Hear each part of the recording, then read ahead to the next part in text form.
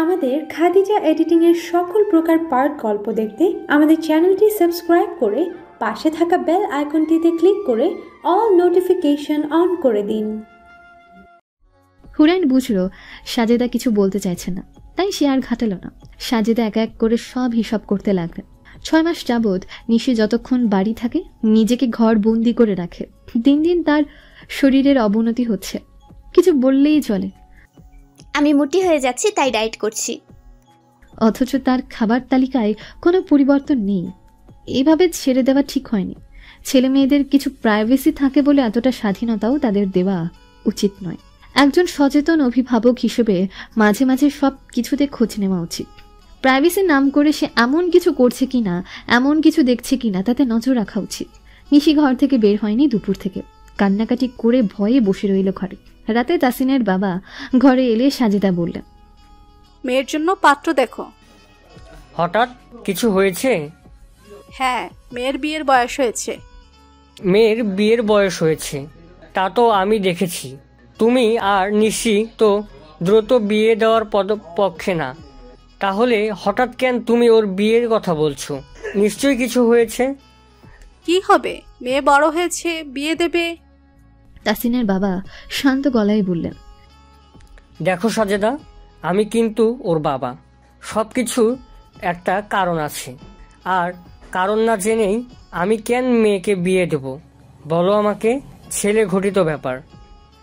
সাজেদা নরম স্বরে বললেন, না, তবে এমন কিছু যা তোমায় আমি বলতে পারবো না। শুধু বলবো মেয়েকে বিয়ে দিয়ে দাও, এই মুহূর্তে এটাই সমাধান। তাসিনের বাবা বিরক্ত হয়ে বললেন, তুমি সমস্যার কথা বললে তো আমরা অন্য সমাধানও খুঁজে বের করতে পারবো। না, তুমি জানলেও আমার সাথে একমত হবে। আমার কথা বোঝার চেষ্টা করো। সাজেদার করুণ চাহনি দেখে তাসিনের বাবা কিছুটা স্থির হলেন। অনেক রকম পরিস্থিতির কথা বিবেচনা করেই বললেন, আচ্ছা ঘুমাও। 3 দিনের মাথায় নিশির জন্য সম্বন্ধ আসলো। নিয়ে গেলেন জনাব আজাদ, পাত্র একজন আলিম। তাসিনের বাবা সাজেদার সাথে কথা বলার পর দিনই জনাব আজাদকে বলেন একটা ভালো ধার্মিক ছেলের সন্ধান দিতে। পাত্র হাতেই ছিল, সেও বিয়ের জন্য উপযুক্ত পাত্রী খুঁজছে, তাই দ্রুতই দেখাশোনা। তাসিন বা সাজেদার আপত্তি নেই। তাসিনও মনে মনে এটাই ভাবছিল, বিয়ে দিলে হয়তো চাপে পড়ে হলেও নিশির চলাফেরাই পরিবর্তন আসবে। আগে তার চোখে এটা স্বাভাবিক চলাফেরা হলেও এখন স্বাভাবিক মনে হয় না। তার চোখেরও পরিবর্তন এসেছে। দুই পক্ষের পরিবার সম্পর্কে তারা খোঁজখবর নিয়ে পাত্রী দেখার কাজ এগিয়েছে। হুরাইনকে যেভাবে তার দাদির উপস্থিতিতে তাসিন দেখেছিল ঠিক তেমনই তাসিনের উপস্থিতিতে নিশিকে এক নজর দেখেছে পাত্র।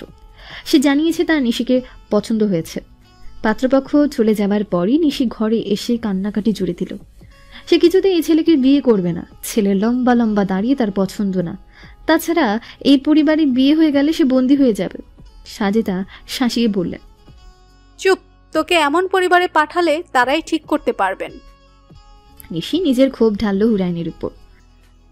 ভাবির কথা ধরে এসব করছো তাই না? আমি বুঝি না কেন করছো এসব। কার পাল্লায় পড়েছো তুমি? আমাকে শেখাতে হবে না, আমি দেখছি তো তোমার পরিবর্তন। বন্ধ ঘরে নিচু স্বরে মেয়েকে শাসাচ্ছেন সাজেদা। তো লজ্জা করছে না কথা বলতে? আমি কারো কথা কেন ধরতে যাব? আমার বিবেক নেই? কোন পরিস্থিতিতে কি করতে হয় আমি জানি না? সাজেদা বেরিয়ে এলেন। হুরাইন বলল, আম্মা একটা কথা বলি। সাজেদা মেয়ের ব্যাপার নিয়ে রেগে আছেন, তাই ঝাড়ি দিয়ে বললেন, বলো। হুরাইন মৃদু স্বরে বলল, আপু দেখলাম কান্নাকাটি করছেন, ওনার মতামত নেওয়া উচিত। সাজেদা বললেন, তোমার বিয়ের সময় তোমার মত ছিল? হুরাইন অকপটে বলল, কিছুটা শঙ্কিত ছিলাম আমি, তবে আব্বুর সিদ্ধান্ত বলে অমত করিনি। আব্বু কখনো আমাদের জন্য ভুল সিদ্ধান্ত নেননি। সাজেদা এবার শান্ত স্বরে বললেন, কোনো বাবা মাই সন্তানের খারাপ চায় না। ও কখনো ধার্মিক ছেলে বিয়ের জন্য রাজি হবে না, আর ওর পছন্দ মতো বিয়ে হলেও আরো স্বাধীনতা পেয়ে যাবে। আশা করি তুমি আর এই বিষয়ে কথা বলবে না। হুরাইন মাথা নাড়ল। তার বলার সে বলেছে, বাকি তাদের মেয়ের জীবনের সিদ্ধান্ত কি নেবে না নেবে তা তাদের ব্যাপার। হুরাইন কুরআন তেলাওয়াত করছে। পাশে একটা কায়দা নিয়ে বসে আছে তাসিন। অর্ধেক পর্যন্ত কায়দা তার শেষ। কায়দার সাথে সাথে মদ্য গুন্নাহ শিখছে সমান তালে। নিজের পড়া শেষে করে তাসিনের পড়া ধরল হুরাইন। ইকফার হরফ এবং গুনহা বলুন। তাসিন 15টা ইকফার হরফ বলতে পারলেও গুন্না ভুল করলো। হুরাইন চোখ মুখ শক্ত করে একটা চাহনি দিল। তাসিন চোখের পলক ঝাপটালো ঘন ঘন। হুরাইন কঠিন স্বরে বলল, এখন ভালোভাবে শিখে আমাকে পড়া দেবেন, নয়তো রাতে নিচে ঘুমাবেন, কম্বলও পারবেন না। তাসিনের অবস্থা ছলো ছলো নয়নে। মনে মনে বলল, আরে হুজুরের কাছে পড়লেই তো লাভ ছিল, পড়া না পারলে পেছনে 2টা বেড দিয়ে বসিয়ে দিতেন, এমন শাস্তি পেতে হতো না। হুরাইন আরেকবার হুঁশিয়ারি দিয়ে বলল। কি হলো? তাসিন আমতা আমতা করে বলল, কেমন শাস্তি? হুরাইন বলল, শাস্তি কি কম হয়ে গিয়েছে? আচ্ছা ঠিক আছে, শুধু আজ নয়, 1 সপ্তাহ আপনি নিচে ঘুমাবেন কম্বল ছাড়া। তাসিন কথা না বাড়িয়ে পড়ায় মন দিল। বিছানা, কম্বল, বউ 3টাই তার চাই। হুরাইন মাঝে মাঝে জহুরি নজরে দেখছে তাসিন অন্যদিকে তাকিয়ে আছে কিনা। আজ চলে যাবে ফাবিহা, তাই যাওয়ার আগে ফিরোজ আলমকে একবার দেখে যেতে হাসপাতালে চলে গেল। তিনি কেবল তাকিয়ে আছেন, কথা বলার মতন অবস্থা এখনো তৈরি হয়নি। সুরাইয়া আবারও মুখ ভাঁড় করেছেন। আতার রহমান হাসপাতালে এলেন মেয়েকে নিয়ে যেতে। শাবাব এখান থেকে বাড়ি চলে যাবে। সুরাইয়ার কাছে গিয়ে ফাবিহা বলল, আম্মা আমি যাচ্ছি। সুরাইয়ার মুখ ফিরিয়ে নিল। ফাবিহা দীর্ঘশ্বাস ছাড়ল। শাবাব আতার রহমানকে একা পেয়ে মাথা নিচু করে নিল, হাতে জোর করে বলল, আমাকে ক্ষমা করে দেবেন আঙ্কেল, আমি জানি আমি ক্ষমার অযোগ্য, আপনার সাথেও খুব খারাপ ব্যবহার করেছি। আতার রহমান বললেন, আল্লাহর কাছে ক্ষমা চাও, বাবা মায়ের মুখের দিকে তাকিয়ে নিজেকে পরিবর্তন করো। ফাবিহা শাবাবের পাশে এসে দাঁড়ালো, নিচু স্বরে বলল, বলো শাবাব, কি? আমাদের কি কথা হয়েছিল? সুস্থ হলে কি করবে মনে নেই? শাবাব অসহায় চোখে তাকালো ফাবিহার দিকে। ফাবিহা অপেক্ষায় আছে শাবাবের মুখে সে কথাটা শোনার জন্য। শ্বাস টেনে নিজেকে প্রস্তুত করলো শাবাব। যন্ত্রণা হচ্ছে বুকে। অনেকক্ষণ পর হয়ে যাওয়ার পরও শাবাব সাড়া দিচ্ছে না দেখে ফাবিহা বলল, তুমি কি বলবে না? শাবাব এগিয়ে গেল সামনে। দুজনের বাবা আর সুরাইয়াকে উপস্থিত রেখে সে রুদ্ধ শ্বাসে বলে ফেলল, হ্যাঁ, আমি ফাবিয়াকে মুক্ত করে দিলাম। সকলে বিস্ফোরিত চোখে তাকালো। এতদিন তবুও একটা সুযোগ ছিল। শাবাব এটা কি করে বলল? শাবাব এটা কি করে ফেলল? ফাবিহা ছাড়া সকলেরই চোখ মুখের রং পরিবর্তন হয়ে গিয়েছে। কাউকে কিছু বলার সুযোগ না দিয়ে শাবাব বেরিয়ে গেল। পেছন পেছন ফাবিহাও গেল। চোখের পানি আড়াল করার আগেই 2 ফোঁটা ঝরে পড়ল। ফাবিহা নজর এড়ালো না, সে স্তব্ধ হয়ে দেখছে। শাবাবের চোখে পানি এসে আশা করেনি। তাদের তো হাসি খুশি সংসার ছিল না, বলতে গেলে সংসারই হয়নি। তার উপস্থিতি টের পেয়ে শাবাব দ্রুত শার্টের হাতায় চোখ মুছে নিল। খুঁড়িয়ে খুঁড়িয়ে হাসায় সহজেই ফাবিহা তাকে ধরে ফেলতে পারল, তবে অস্বস্তিতে ফেলতে চাইল না বলে কাদার কথা জিজ্ঞেস করল না। বলল, ধন্যবাদ শাবাব, ভালো থেকো, পারলে একজন ভালো মানুষ হয়ে যেও। শাবাব কেবল চেয়েই রইল। ফাবিহা বিদায় নিল। আসছি। উল্টো পথে বাবার কাছে ফিরে গেল ফাবিহা।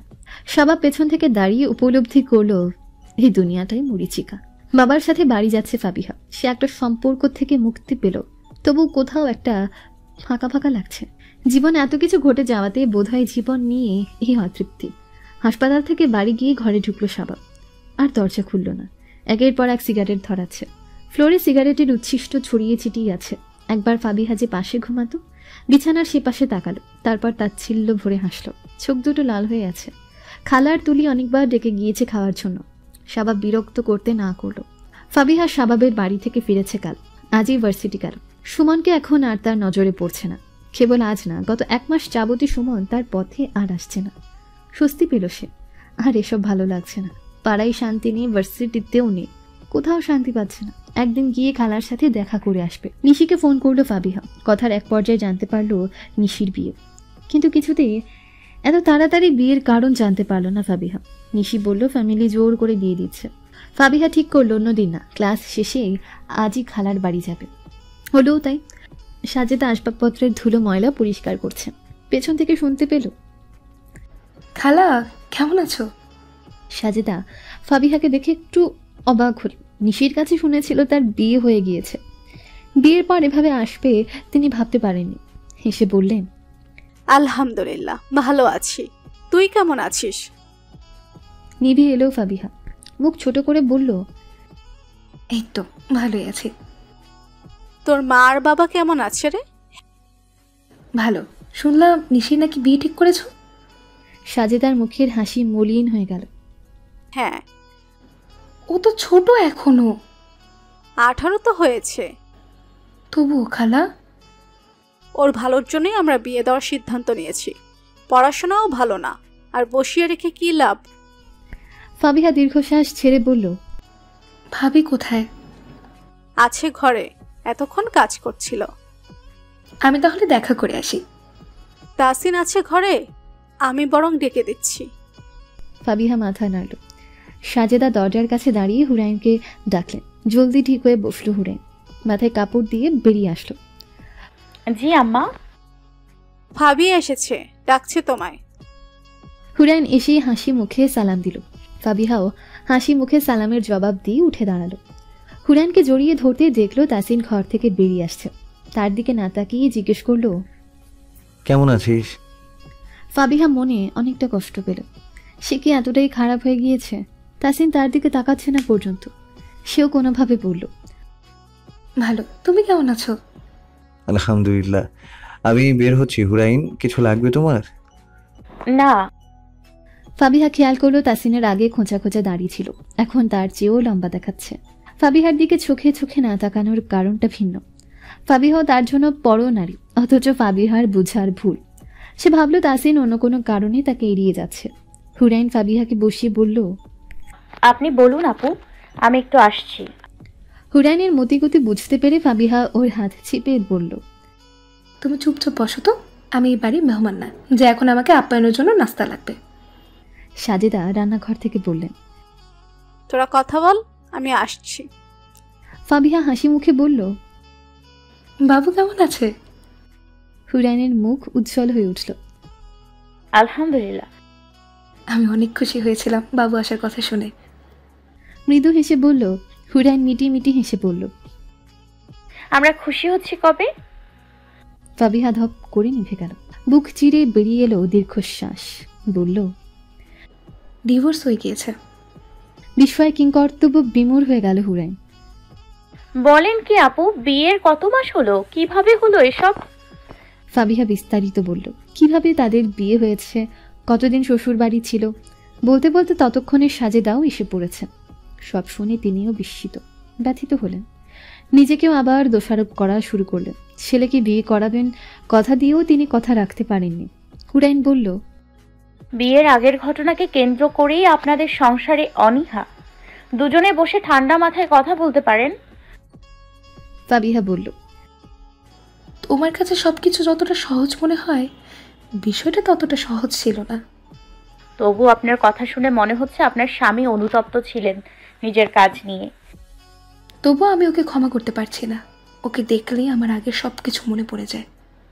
আপনি বলেছেন ওনাকে জেলেও পাঠিয়েছেন, অনেকটা শাস্তি তো আপনি সেখানেই দিয়েছেন।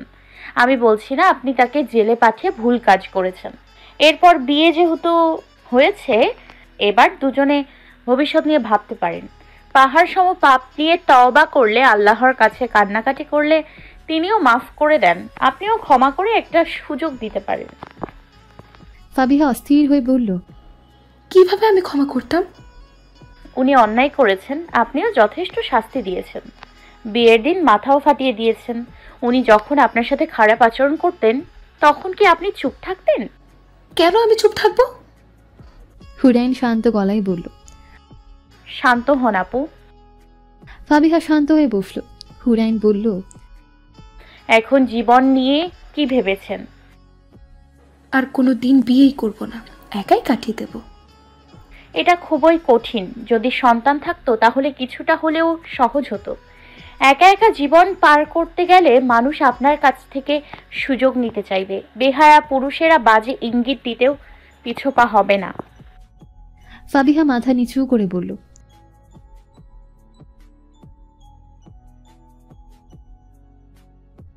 হুরাইন আলতো হেসে বলল, মৃত্যুর পর যে শাস্তি পাওয়ার আশা করছেন, তার কাজ কতটুকু এগিয়ে যাচ্ছেন? ফাবিহা থমকে গেল। আসলেই তো কিছুই তো করেনি, তাহলে মরার পর শান্তির আশা করছে কিভাবে? হুরাইন আবারও হেসে বলল, মৃত্যু সহজ নয় আপু। নিজের মৃত্যু কামনা না করে পরকালের জন্য কিছু করার চেষ্টা করুন। আমি যদি বলি, এভাবে চুল খোলা রেখে পর্দাহীনভাবে চলাফেরা করাও ইভটিজিংয়ের একটা বড় কারণ। আমাদের এলাকায় নামকরা কিছু বখাটে আছে যারা অন্যান্য মেয়েদের উত্ত্যক্ত করলেও পর্দা মেনে চলা মেয়েদের দেখলে দৃষ্টি সরিয়ে নিত। আমার রোজ যাতায়াত ছিল তাদের ঘাটির সামনে দিয়ে, অথচ আমাকে বা আমার বান্ধবীদের উত্ত্যক্ত করার সাহস তারা পায়নি। আপনার ভাইয়ার কথাই বলি, তিনি কেন আমাকে বিয়ে করার সিদ্ধান্ত নিলেন? অন্য কোনো মেয়েকে পছন্দ হলে নিশ্চয়ই প্রেমের প্রস্তাব দিত, তাহলে আমার বাবার কাছে কেন বিয়ের প্রস্তাব পাঠালো? ফাবিহা বলল, কারণ সে জানে তুমি প্রেমের সম্পর্কে জড়াবে না। হুরাইন মৃদু হেসে বলল, আমিও সেটাই বোঝাতে চাচ্ছি। আমি যদি পর্দাহীন চলাফেরা করতাম, উনি আমাকে প্রেমের প্রস্তাব দিতেন, রাজি না হলে পেছনে পড়ে থাকতেন, বারবার নিজের অনুভূতি প্রকাশ করতেন, দেখা গেল একদিন তুলে নিয়ে যাওয়ারও সাহস করতেন। তুমি বলতে চাইছো শাবাবের কোনো দোষ নেই? আমার কারণেই আমি উত্তক্ত হয়েছি? না, আপনি মেয়ে বলেই দোষ আপনার, ছেলে মানেই 7 খুন মাফ, সেটা আমি বলিনি। চরিত্র এমন একটি দিক যা মানুষ নিজে কন্ট্রোল করতে পারে। সবকিছু হাতের মুঠো থাকার পরেও তিনি বিপথে চলেছেন।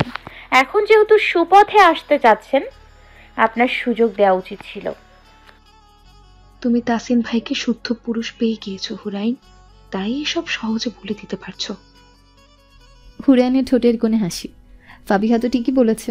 ফাবিহার দৃষ্টিতে তাসিন একেবারে শুদ্ধ পুরুষ, কিন্তু প্রকৃতপক্ষে ইসলামের চোখে শুদ্ধ পুরুষের সংজ্ঞা ভিন্ন। ফাবিহা আবার বলল, বাদ দাও এসব কথা, যা হওয়ার হয়ে গিয়েছে।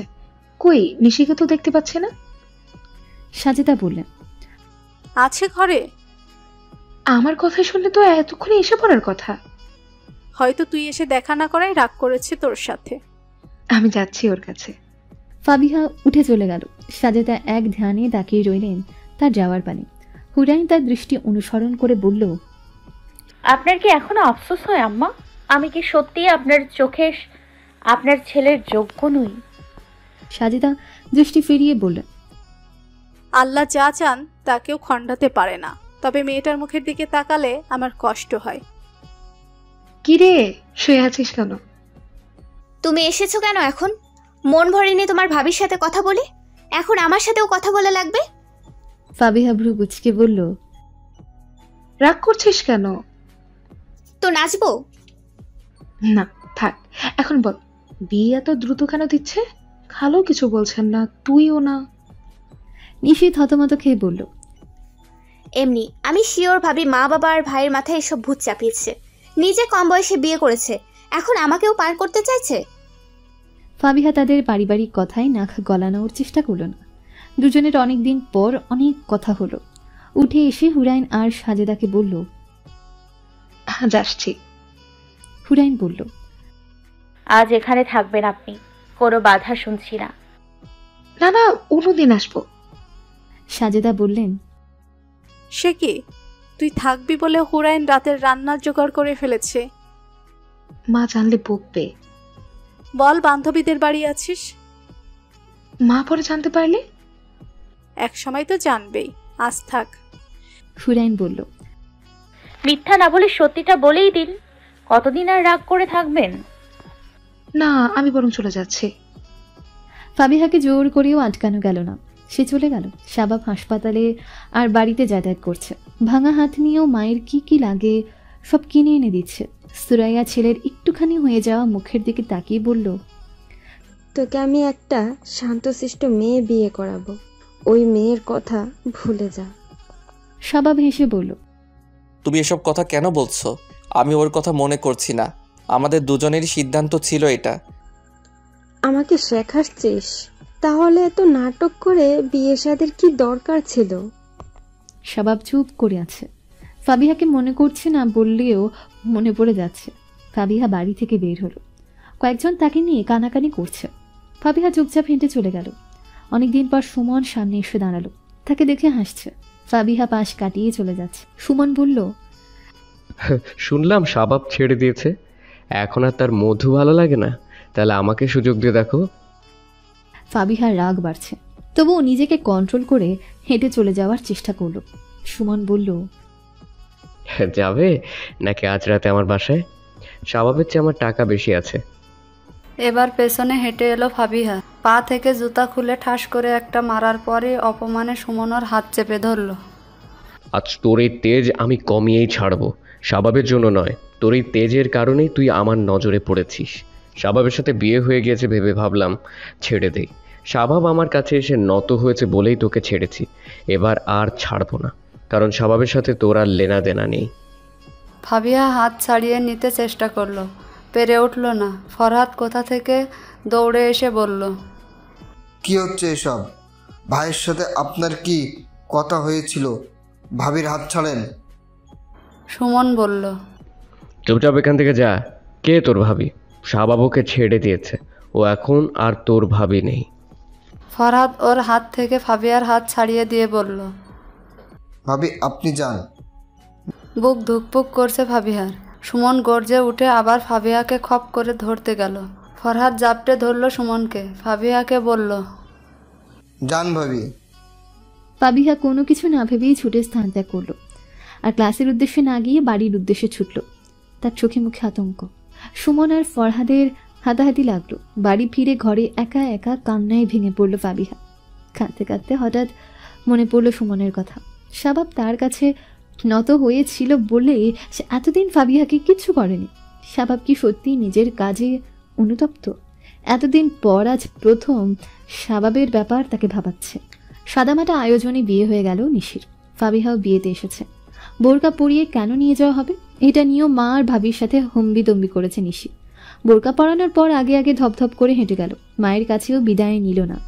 মেয়ের এমন উগ্র আচরণে সাজেদা আতঙ্কে আছে। আবার কি গন্ডগোল বাঁধিয়ে বসে। ফাবিহা নিজের বিয়ের কথা মনে করল। কেমন পরিস্থিতিতে তার বিয়ে হয়েছিল। বিয়ের পর রাগ দমন করতে না পেরে কি কি করেছিল। এটা নিয়ে শাবাব কিছুই বলেনি তাকে। সব কিছুতেই শাবাবকে পাল্টা জবাব দিয়েছে সে। কিছু কিছু সময় চুপ থেকেছে। দীর্ঘশ্বাস ছাড়ল গোপনে। নিশিকে বিদায় দেওয়ার পরই বাড়িটা ফাঁকা হয়ে গেল। সাজেদার বুক হাহাকার করে উঠছে মেয়ের জন্য। মন মরা হয়ে আছে। হুরাইন তার ঘাড়ে হাত রেখে বলল, আপুকে নিয়ে চিন্তা করবেন না আম্মা, ইনশাল্লাহ ধীরে ধীরে সবটা মানিয়ে নেবেন। ফাবিহা আজ থেকে গেল। মাকে সত্যটা বলে এসেছে এখানে। তিনি আসতেই দিচ্ছিলেন না, তবু জোরপূর্বক সে এসেছে। সাজেদা ফোন করে দাওয়াত দিয়েছেন নিজের দিকের সবাইকে।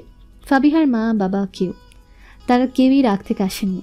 হয়তোবা তিনি নিজে গিয়ে দাওয়াত দিলে আসার সম্ভাবনা 1% হলেও থাকত। হুরাইন বলেছিল শাশুড়ি যেন নিজে গিয়ে সবটা মিটমাট করে আসেন। সাজেদা বলেছিলেন, ফাবিয়ার কথা শোনার পর থেকে নিজেকে এখন আর অপরাধী মনে হয়। কিভাবে আমি তাদের মুখোমুখি হব? রাতের খাবারের সময় হুরাইন সবাইকে ডাকলো। ফাবিহাকে ডাকতে গিয়ে দেখলো সে উদাস হয়ে বসে আছে। হুরাইন ডাকছে অথচ সে অন্যমনস্ক। মৃদু ধাক্কা দিল হুরাইন। চমক কাটতেই ফাবিহা জিজ্ঞেস করলো, কি হয়েছে? খেতে ডাকছি আপু। ও আসছি, তুমি যাও। হুরাইন দরজা পর্যন্ত গিয়েও আবার ফিরে তাকালো। জিজ্ঞেস করলো, একটা কথা জিজ্ঞেস করেছিল আপু, জিজ্ঞেস করব? করো। আপনি কি নিয়ে এতটা মনমরা হয়ে আছেন? সেদিনও আসার পর আপনার চোখ মুখ মলিন দেখালো, আজও পুরো দিন একই রকম। ফাবিহা দীর্ঘশ্বাস গোপন করে বলল, সেটা তুমি বুঝবে না। যার জীবনে ঝড় বয়ে যায় সেই বোঝে কতটা ক্ষয়ক্ষতি হয়েছে। হুরাইন বলল, খেতে আসুন, খাওয়ার পর আপনার কাছে গল্প শুনবো, আপনার জীবনের গল্প, আবার আমার গল্পও শোনাবো। ফাবিহা অবাক তার সুরে বলল, তোমারও গল্প আছে? হুরাইন কেবল মুচকি হাসল। খাওয়া দাওয়ার পর তাসিনের কাছ থেকে 1 ঘন্টার সময় নিয়ে ফাবিহার ঘরে চলে এলো হুরাইন। তাকে দেখে ফাবিহা হেসে ফেলে বলল, ছুটি পেয়েছো তবে? হ্যাঁ। বসো। হুরাইন কম্বলের নিচে পা ঢুকিয়ে বসে পড়ল। ফাবিহা বলল, আউচ, তোমার পা দুটো কি বরফ। হুরাইন হেসে ফেলল, বলল, এবার সত্যি সত্যি বলবেন আপু, কেন এত আপসেট থাকেন আপনি? কাউকে এমন দেখতে আমার ভালো লাগে না। ফাবিহা কিছুক্ষণ তাকিয়ে রইল হুরাইনের মুখের দিকে। মলিন হেসে বলল, জানো, আমি ভাবতাম সুন্দরী হলেই জীবনে আর কিছু প্রয়োজন হয় না, সুখ আপনা আপনি এসেই ধরা দেয়। কিন্তু ধীরে ধীরে আমার ধারণা ভুল প্রমাণিত হলো। আমি মানসিকভাবে দুর্বল হতে থাকলাম। কিছুতেই আর আগের জায়গায় ফিরে যেতে পারছি না। প্রথমে বিয়ে ভাঙলো, এর মাঝে স্বভাবের যন্ত্রণা বিরক্ত করা থেমে নেই। আমিও অতিষ্ঠ হয়ে ওকে আঘাত করেছি, কথা দিয়ে বা হাত দিয়ে। ওকে দমানোর নানা চেষ্টা করেও ওকে থানায় পাঠানোর পর মনে হলো বাঁচতে পেরেছি। এরপর আমাকে দেখতে এলো। সব ঠিকঠাক থাকার পরও বিয়েটা ভেঙে গেল। তারপর জানতে পারলাম শাবাব রয়েছে এর পেছনে। এরপর ও আমার সবগুলো বিয়ে ভাঙে। কিছুদিনের জন্য আমি ফুপুর কাছে চলে গেলাম। সেখান থেকে আসার পর ও যা করেছে, এরপর তো বিয়েই হয়ে গেল। ও আমার বাবাকে অসম্মান করেছে। ওর বিয়ে ভাঙার কারণে এলাকায় আমি টিকতে পারছিলাম না। লোকে আমায় দেখলেই নানা কথা বলে। বাবা বের হলে বাবাকে বলে। বিয়ের দুদিনের মাথায় শাবাবের কি হলো জানি না, আমাকে সরি বলল। আমি শুধু চেয়েছিলাম সম্পর্কটা থেকে মুক্তি হতে। আমার কথাও মেনেও নিয়ে এলো। পরের দিনই পরিবারের বিরুদ্ধে গিয়ে আমাকে যেতে দিল।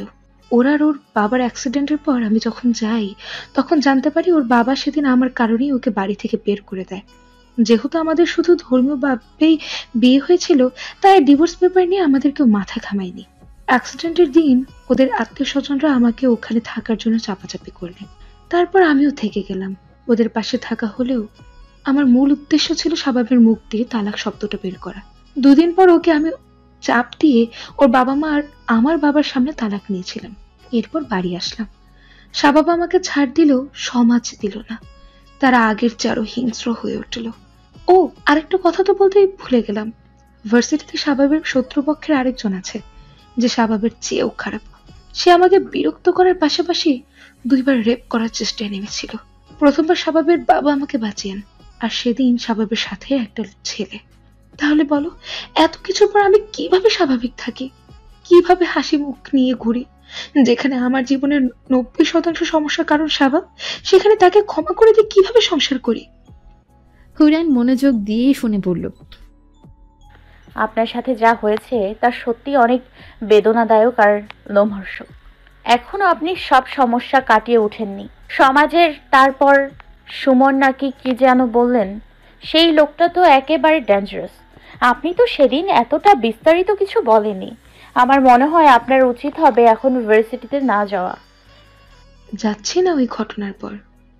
এই যে এত এত সমস্যা সব দূর হয়ে যাবে। আল্লাহকে ডাকুন আপু, নামাজ পড়ুন, কোরআন পড়ুন, পর্দা মেনে চলুন। জীবন থেকে সব সমস্যা এমনভাবে দূর হয়ে যাবে আপনি টেরও পাবেন না। আল্লাহর কাছে সব আছে, শুধু আমরা মানুষেরা তার কাছে চাই না। আমাদের বিয়ের 1 মাস 15 দিন পর আমি নিজের জীবনে, সংসার জীবনে অশান্তি দেখলাম। আমার পক্ষে সংসারে মন দেওয়া সম্ভব হচ্ছিল না। আমার স্বামীর চলাফেরা কিছুতেই আমার সাথে মিলছিল না। পরনারীর সাথে কথা বলা যেখানে জায়েজ নেই, সেখানে তিনি মেয়েদের সাথে বন্ধুত্ব রাখতেন। নামাজ নেই, হারামে লিপ্ত থাকতেন। আমি শুধু আল্লাহর কাছে কেঁদেছি, প্রয়োজনে ওনার সাথে কঠোর হয়েছি। তারপর একদিন আল্লাহর রহমতে তিনি হেদায়েতের পথে হাঁটলেন। যখন দেখলাম তিনি অনুতপ্ত, সঠিক পথে আসতে চান, তখন আমিও তাকে একটা সুযোগ দিলাম। এখন পর্যন্ত সে দিনের পথে হাঁটার চেষ্টা করছে। যদি কোনোদিন আবার সে এই পথ থেকে সরে যায়, আমি তাকে আবার রবের দিকে ফেরানোর চেষ্টা করব। আমরা চাইলেই কাউকে হেদায়েত দিতে পারি না। আল্লাহ যাকে হেদায়েত দেন তাকে সুযোগ দেওয়া উচিত। যদি সে সুযোগ না পেয়ে পূর্বের পথে ফিরে যায়, তখন বড় গলা করে সে কারণ দেখাতে পারবে, আমি ফেরার চেষ্টা করেছিলাম কিন্তু কেউ আমাকে সুযোগ দেয়নি। হয়তো আমার কথাগুলো আপনার খারাপ লাগছে। আপনি ভাবছেন আপনি পর্দা মেনে চলছেন না বলে আমি ভাবছি আপনি খারাপ মেয়ে। না, আপনি খারাপ মেয়ে নন। এটা সাময়িক একটা ভুল আপনার। নিজেকে পরিবর্তনের এখনো সুযোগ আছে। আপনি খুবই দামি, তাই নিজেকে আবৃত রাখুন। ফাবিহা চুপ করে আছে। তাসিনের মতন পুরুষকে পেয়েও হুরাইন সংসারে সন্তুষ্ট ছিল না। শুনে অবাক হলো সে। হুরাইন বলল, মানে? বুঝতে না পেরে জিজ্ঞাসু দৃষ্টিতে তাকালো ফাবিহা। হুরাইন বলল, শরিয়া মোতাবেক 3 টুহুরে 3 তালাক দিলেই সম্পূর্ণ বিবাহ বিচ্ছেদ হয়। যদি 1 তালাক বা 2 তালাক হয়, তবে নির্দিষ্ট সময়ের মাঝে স্বামী স্ত্রী দুজন আবার এক হতে পারে। এটা দুজনের মনোমালিন্য দূর করার একটা সুযোগ। এইবার এই সুযোগ পাওয়া গেলেও তৃতীয়বার আর কোনো সুযোগ থাকে না। আপনার জন্য সহজ করে বলি, যদি 3 বার তালাক বলা হয়ে যায় তাহলে আর সুযোগ থাকবে না। ফাবিহা চিন্তিত স্বরে বলল, শাবাব তো এভাবে কিছুই বলেনি, তাহলে কি 3 তালাক হয়নি? তাহলে আপনার স্বামী চাইলেই 3 মাসের মধ্যে আপনাকে ফিরিয়ে নিয়ে যেতে পারেন। আর আমি বলি কি, সমাজ আর ওই ছেলেটার আতঙ্ক থেকে বাঁচতে হলেও আপনার একবার আপনার স্বামীকে সুযোগ দেওয়া উচিত। ফাবিহা চিন্তিত স্বরে বসে রইল। অনেকক্ষণ হয়ে যাওয়ায় হুরায়ন ঘরে চলে গেল। ফাবিহা ঘুরে ফিরে একটা বিষয় নিয়ে পড়ে রইল। চিন্তা বেড়ে গেল তার। ঘুমোতে হলো গভীর রাত। ফজরের সময় চোখের পাতা ভারী হয়ে আছে। গভীর নিদ্রায় ডুবে আছে সে। কানের কাছে স্পষ্ট কারো ডাক ভেসে আসছে। হুরায়ন ফাবিহাকে ফজরের জন্য ডাকছে। অনেকক্ষণ থম মেরে শুয়ে থাকার পরও হুরায়ন যাচ্ছে না। নাছরবান্দার মতন ডেকেই যাচ্ছে। ফাবিহা বিরক্ত হয়ে বলল, এখন যাও, কাল থেকে পড়বো।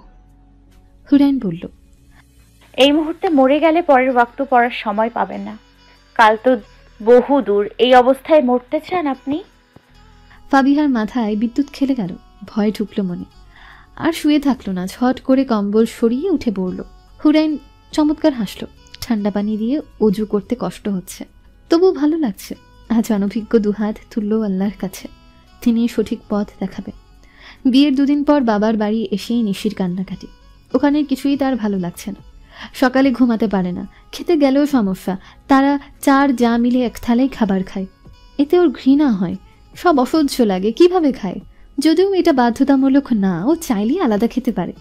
কিন্তু নতুন বউ বলে কিছু বলতেও পারে না। ফাবিহা এখন নামাজ পড়ার চেষ্টা করে। 5 ওয়াক্ত পড়তে না পারলেও প্রতিদিন পড়ার চেষ্টা করে, অভ্যাস ধরে রাখার চেষ্টা করে।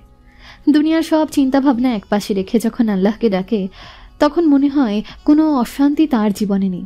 মনে শান্তি অনুভূত হয়। দেখতে দেখতে 1.5 মাস হয়ে গেলেও শাবাবের কাছে সময়টা অনেক বেশি মনে হচ্ছে। হাতের ব্যান্ডেজ খোলা হয়েছে।